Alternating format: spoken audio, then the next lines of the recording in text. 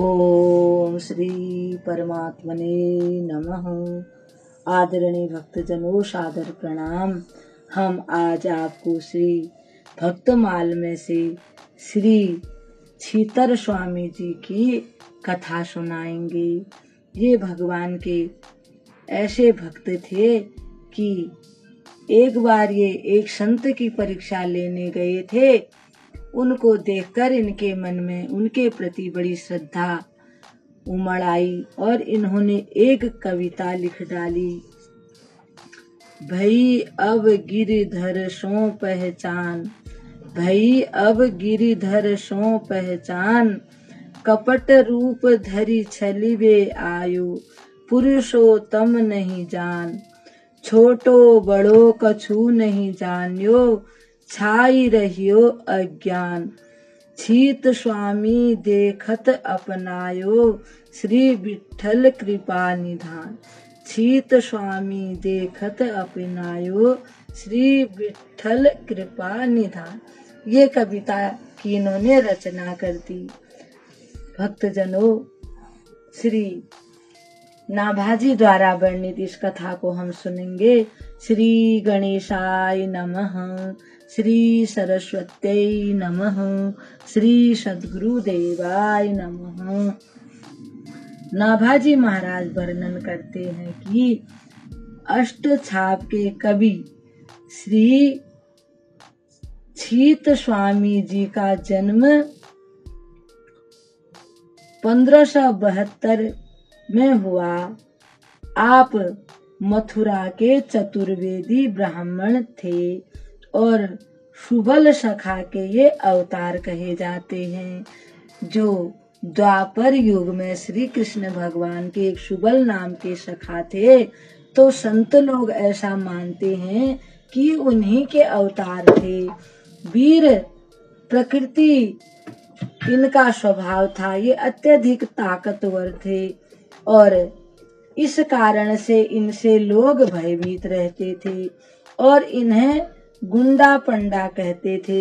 इस नाम से ये वहां जाने जाते थे।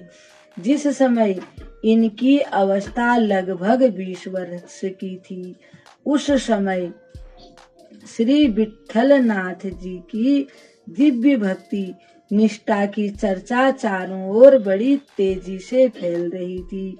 एक दिन छीतू चौबे की मित्र मंडली में श्री विठ्ठल नाथ जी की चर्चा छिड़ गई। यानी कि ये जो गुंडा पंडा थे, श्री छीत स्वामी, इनकी एक मंडली थी, उसमें विठ्ठल नाथ जी की चर्चा छिड़ गई।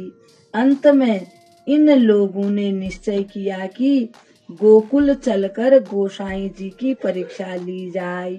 भेंट के लिए एक सूखा थोथा नारियल और एक खोटा रुपया लेकर इन लोगों ने नाव में बैठकर गोकुल की यात्रा की।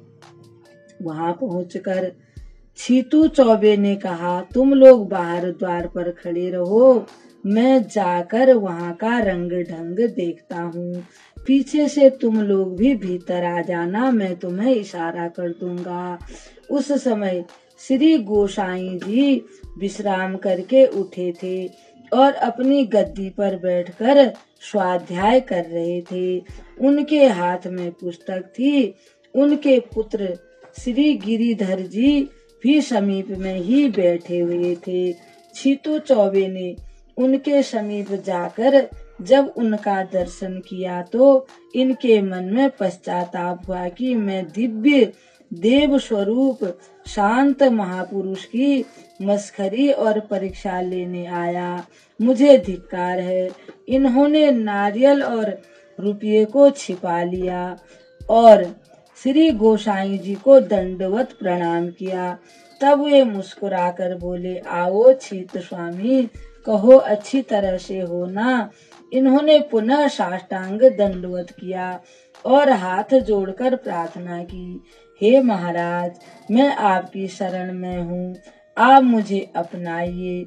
गोसाई जी ने कहा, तुम तो मथुरा के चतुर्वेदी हो, मेरे भी पूज्य हो, सिद्ध पुरुष हो, मुझे दंडवत प्रणाम क्यों करते हो? छीत स्वामी ने पुनः कहा, प्रभु अब आप मुझ पर कृपा करें, मैं स्वामित्व को छोड़कर आपका दास बनना चाहता हूँ। मेरे मन में तो बहुत कुटिलता थी कि मैं ऊंचे कुल खानदान से हूँ, परंतु आपके दर्शनों से वह दूर हो गई। मैं तो अब आपके हाथ बिक गया, आप जो चाहें सो करें। परम दयालु श्री गोसाई जी ने छीत स्वामी के शुद्ध भाव को जाना और इन्हें नाम देकर इनको अपना लिया। उसी समय इनकी कवित्व शक्ति जग गई। इन्होंने बड़ी उमंग के साथ कविता लिखी। इनके चारों साथी जो बाहर बैठे ताक झांक कर देख रहे थे, उन्होंने कहा, छीतू को तो टोना लग गया है, बाबा ने कोई जादू मंत्र कर दिया है। हम लोग यदि वहाँ रुकेंगे तो हमारे ऊपर भी टोना चल जाएगा, इसलिए यहाँ से जल्दी भाग चलो। चारों मथुरा वापस आ गए। श्री गोसाई जी ने छीत स्वामी से कहा, हमारी भेंट लाए हो उसे लाओ। ये मन में विचार करने लगी कि नारियल और रुपया तो भेंट के योग्य नहीं है। ये सर्वज्ञ हैं, सब जानने वाले हैं, इनसे कुछ छिपा नहीं है। जैसे इन्होंने मुझ थोते खोटे को अपनाया है, उसी तरह से मेरी भेंट भी स्वीकार करेंगे।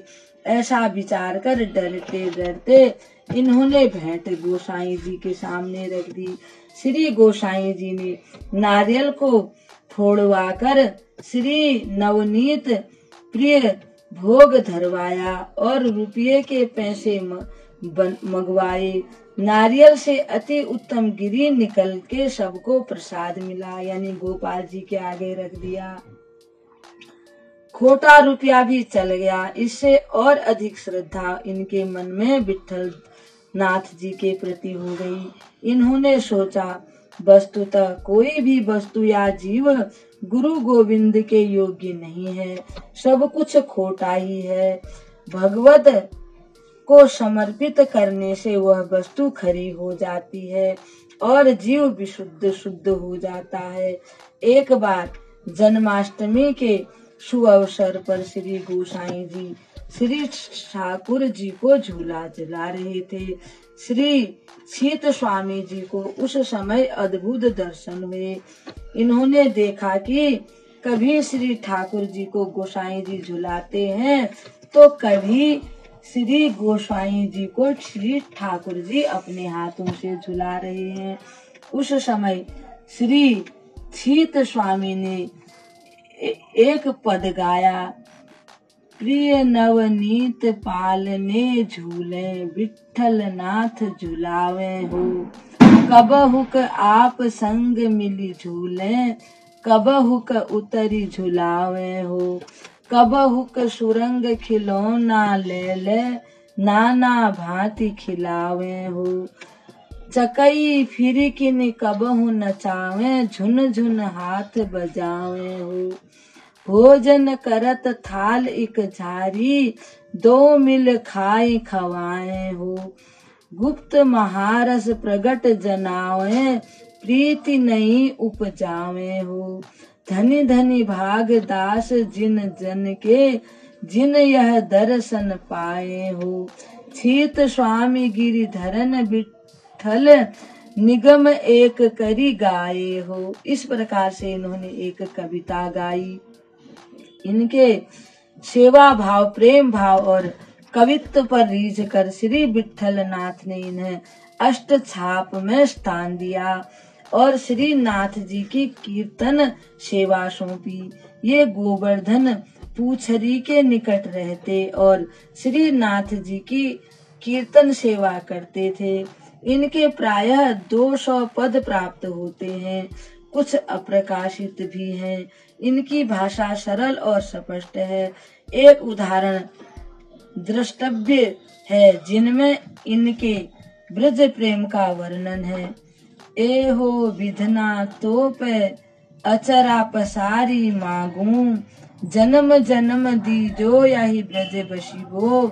अहीर की जाति समीप नंद घर, घरी घरी श्याम हेर हेर हसीबो, दधि के दान मिस ब्रज की बिथिन में, झकझोरिन अंग अंग को परसीबो, थीत स्वामी गिरिधरन श्री विठ्ठल, शरद रैन रस रास को बिलसीबो।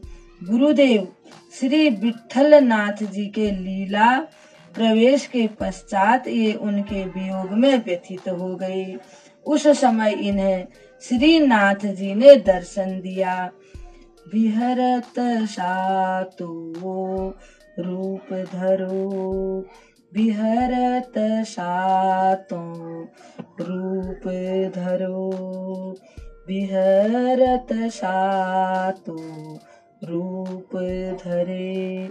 इस पद को गाते गाते अपने निवास स्थान पूछरी पर ही इन्होंने 1642 में अपना शरीर और नित्य लीला धाम में प्रवेश किया। शरीर को छोड़ दिया और लीला धाम में प्रवेश कर लिया।